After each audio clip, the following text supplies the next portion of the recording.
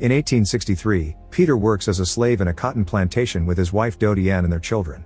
When he learns he's been sold to a new owner, he spends the last moment with his family in prayer until the white men come to drag him out, ignoring the pleas from the children. Peter tries to fight back, yelling and struggling against their hold, but the men don't hesitate to aim their gun at Dodie Ann, and this instantly makes Peter stops, accepting to get on the cart on his own feet. Unfortunately, now the men want revenge, so they hit him anyway before dragging him again. Peter and a bunch of other slaves are transported in a cage as if they were cattle, and through the bars, Peter promises his children one day he'll come back for them as they try to run after him in tears. After a long time spent on the road, they arrive at their new working location, which happens to be the construction of a railroad. The conditions here are 100 times worse than in the plantations. The heads of the slaves that dared to disobey decorate the entrance as a warning. They sleep in cages, and even while they're behaving and working hard, the white masters won't hesitate to hit them and insult them. To make matters worse, they quote the Bible to justify their actions. There are also lots of feral dogs around, who are sent after any slave that tries to run away. When a slave does misbehave, sometimes they're just whipped, but other times they're shot right there in the middle of the field, and other times the boss Fassel will brand them right on the face. Fassel keeps two men as his right hands, Harrington and Knowles, who was also bought as a slave but was chosen to become part of the guards because of his hunting skills. Peter tries his best to behave, but even when he tries to help his friend Gordon when he falls, he gets yelled at for daring to do anything that isn't working. One evening, after all the slaves are sent back to their cage, they have to watch how John is thrown inside while wiggling in pain because of his branded cheek. A slave named Thomas is trembling in fear, and Peter tries to comfort him by asking him to remember his loved ones and to think of this as just work. He also offers the word of God, who is always watching over them, but John scoffs at him because clearly there isn't a God that cares about them. Peter doesn't react to the taunt though. He keeps calm and promises John to pray for him. Sometime later, Peter overhears two white guards talking about some very important news. Lincoln has freed the slaves, and now all the ones that managed to escape are running to Baton Rouge to seek help. The conversation suddenly interrupted when a guard notices Thomas made a mistake with the food and intends to punish him, but Peter comes in his defense, explaining he's just a kid. The guard hits him before taking out his gun to point it at Peter, ready to kill him for such insolence, but Fassel stops him because he's taken a particular interest in Peter because of his attitude. Later, when Peter is back in the cage, Fassel approaches him to tell him he's his god and Peter is his dog now, to which Peter replies that then he should be fed the same meat as the dogs.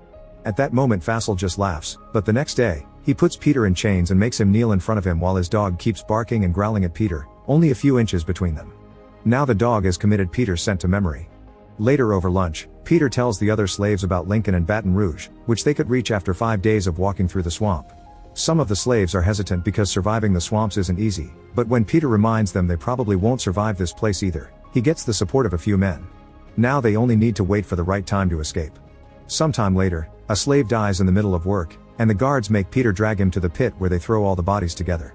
There are some white deserters that should be digging, but as soon as they see Peter, they say a black man should do this instead, thus Peter ends up grabbing a shovel to fill in the pit.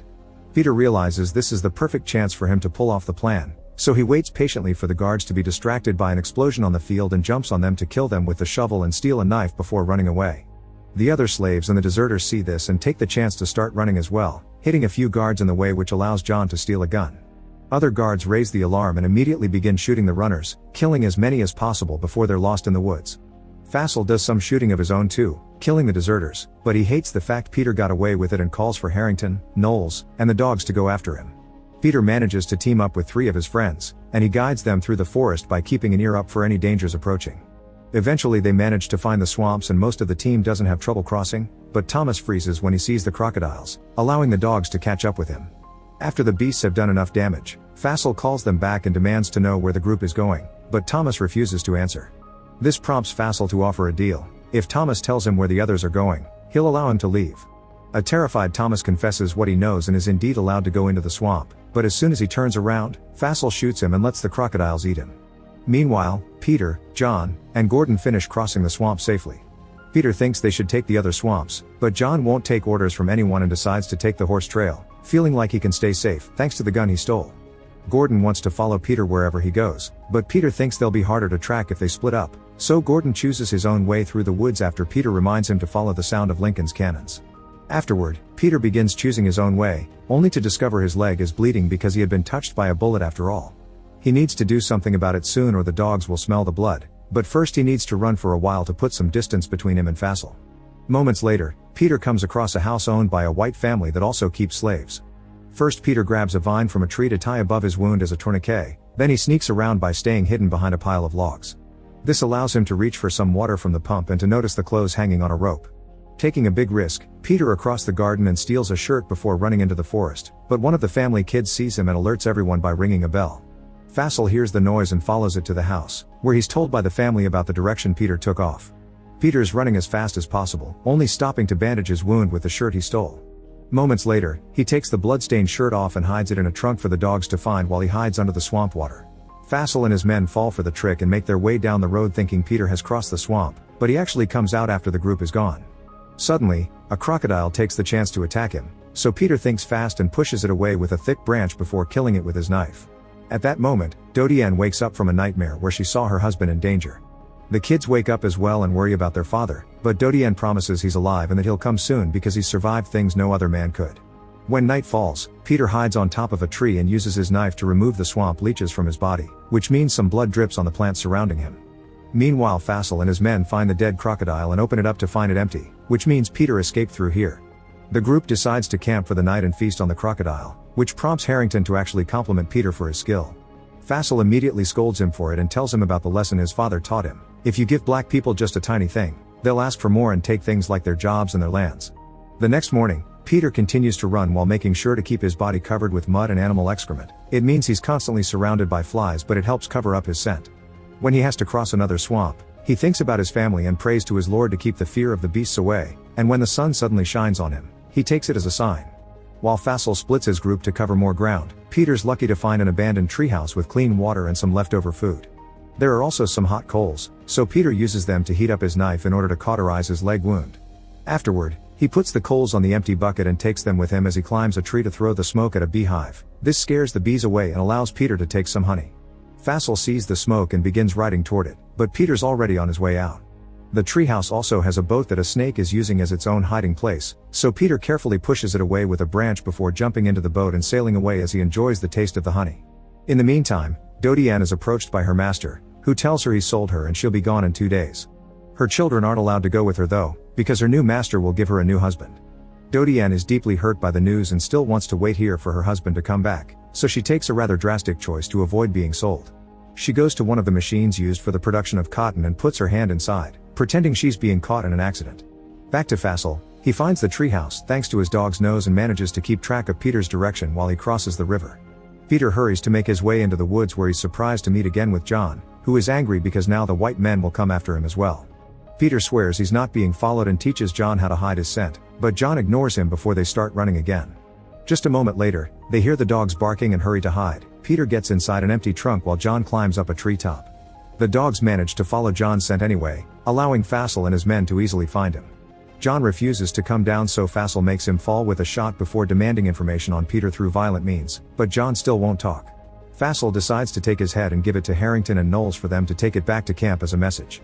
Peter closes his eyes to avoid witnessing his friend's death and offers a prayer for John's soul.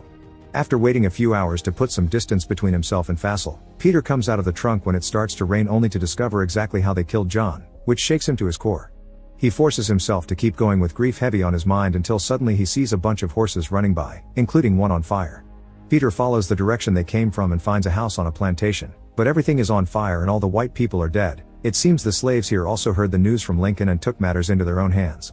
With his knife out just in case, Peter enters the house and slowly walks through the rooms until he comes across the dining table, instantly throwing all caution to the wind and jumping on the food and wine to feed his tired body.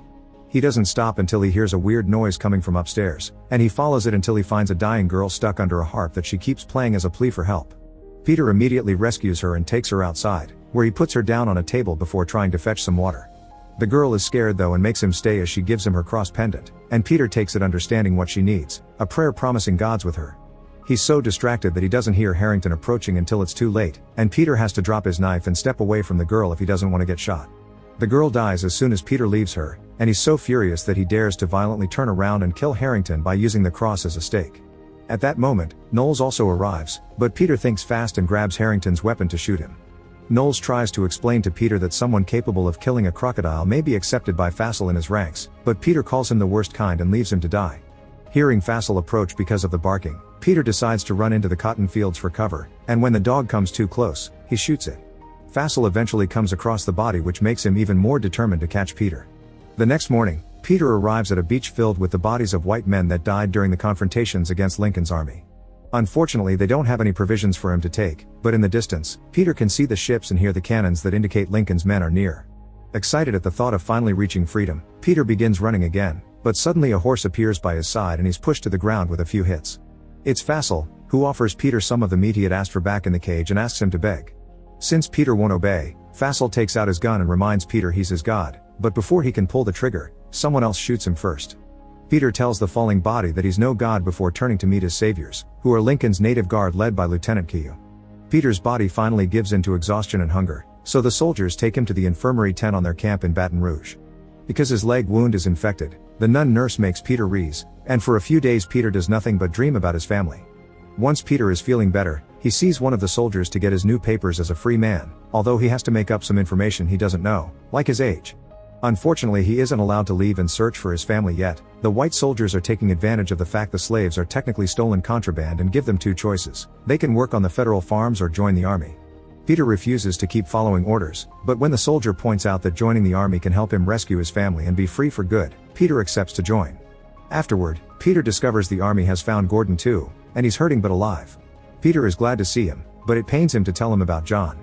Then Peter goes to see Keogh for his uniform, but first he's asked if he'd be interested in helping the cause by posing for something called a photograph.